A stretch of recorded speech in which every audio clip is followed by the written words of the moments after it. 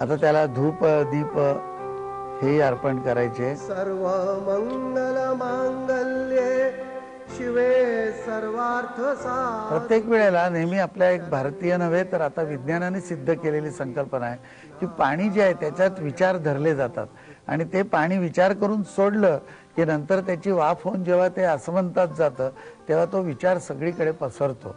म्हणून आपण परमेश्वराला धूप दीप दाखवताना पाणी सोडतो, तसंच आता त्याला नैवेद्य दाखवायचा। आपदस्तस्य नश्यन्ति। ओम प्राणायान महा अपानायन महा व्यानायन महा उदानायन महा समानायन महा ब्रह्मणायन महा।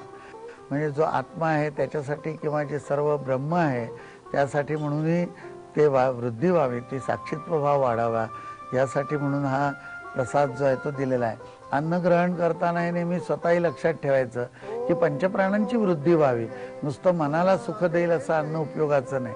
आणि हा जो प्रसाद आहे तो अर्पण केल्यानंतर आपण ज्या वेळेला तो स्वीकार करतो तेव्हा त्या देवत्वाची त्यामध्ये अनुभूती आलेली असते आणि ती आपल्याला सर्व पंचप्राण वृद्धीसाठी मिळते। म्हणून देवाला प्रसाद दाखवून आपण तो स्वीकार करायचा आहे। आता हे सगळं प्रसाद दाखवण्यापर्यंत झालं की देवाला एकदा काहीतरी विडा दक्षिणा हे सर्व द्यायचं, काहीतरी भेट द्यायची, फूल वाहून नमस्कार करायचा दोघांनी।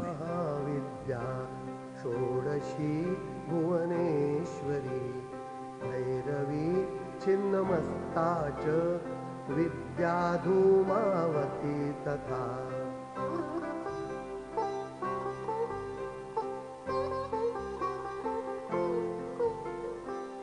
आपल्याकडे एक पद्धत आहे की नवरा बायको हे एकमेकाचे अर्धांग असतं, तर नवरा पूजा करत असला तर बाईनी त्याला हाताला हात लावला की तिन्ही वाहिल्यासारखं होतं, म्हणजे दोघांची मिळून ती पूजा तयार होते। तेव्हा ही पूजा आपण सर्व बरोबर जमलेली मंडळी आहेत त्यांनी ही धन्वंतरीची प्रार्थना हात जोडून करूया। या धनत्रयोदशीला या सर्व धनाची आपण ही पूजा त्याच्या बरोबरीने आपल्यातर्फे सर्वांच्या केली आहे। आणि सर्वेत्र सुखिनः सन्तु सर्वे सन्तु निरामया सर्वे भद्राणि पश्यन्तु मा कश्चित् दुःखमाप्नुयात्। ओम सहनाववतु सहनौ भुनक्तु सह वीर्यं दर्वावहै तेजस्विनावधीतमस्तु मा विद्विषावहै। ओम शांती शांती शांती। अशा तऱ्हेने हे धनत्रयोदशीची पूजा या ठिकाणी संपन्न झालेली आहे। आपण सर्वांनी पाहिलं की याच्यामध्ये फार काही मोठं आपल्याला करावं लागतं असं नाही, अत्यंत सोपेपणाने प्रत्येकाने ही भावना ही अवश्य व्यक्त करावी आणि या धनत्रयोदशीच्या दिवशी अशी एक साधी सोपी पूजा धन्वंतरींची आणि धनसंपत्तीची करावी।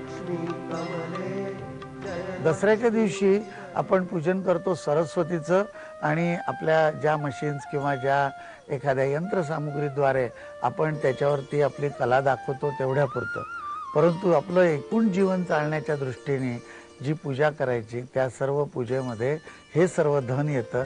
आणि अशी ही धनत्रयोदशीची पूजा झाली की मग आता आपण तयार झालो, मनुष्य तयार झाला, त्याचं साधन सामुग्री तयार झाली आणि आता काय होणार, दुसऱ्या दिवशी येणार नरक चतुर्दशी।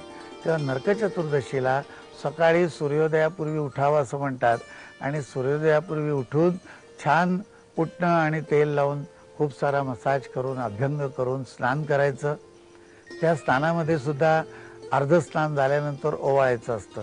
असं सर्व झाल्यानंतर मग चांगले कपडे घालून देवदर्शन करून ही दिवाळी जी आहे त्यातला आता पहिला म्हणजे आहार, तर छानपैकी फराळाचे जिन्नस जे असतील बनवलेले ते देवाला एकदा समर्पण करून खायचे। अशा तऱ्हेचं आता हा सण आपण हलके हलके पुढे पाहणार आहोत। उद्या आहे नरक चतुर्दशी।